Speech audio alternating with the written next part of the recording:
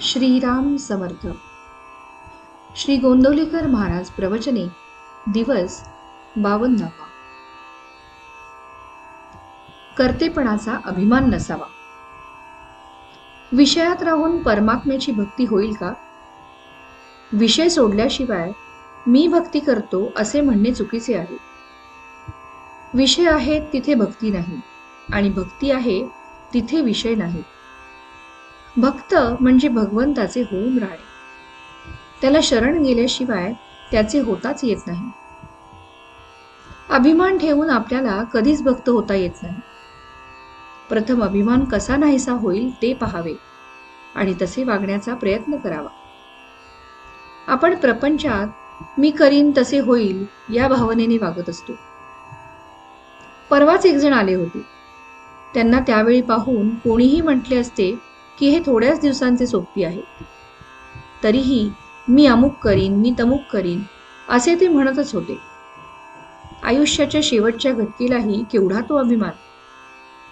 म्हणून सांगतो की मी करतो ही भावना टाकून देऊन सर्व काही तोच करीत आहे आणि त्याची इच्छा असेल तोपर्यंत आपल्याकडून तो करवून घेत असतो ही भावना ठेवून वागावे.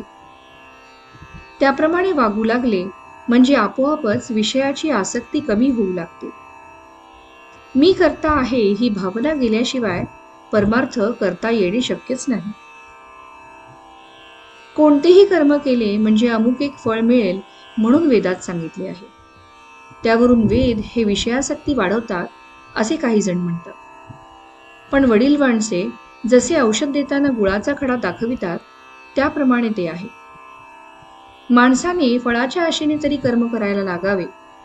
तो कर्म करू लागला म्हणजे आपोआपच फळावरची त्याची आसक्ती कमी होत जाते आणि पुढे अभिमान जाऊन मी करता नसून तोच करवीत आहे असे वाटू लागते.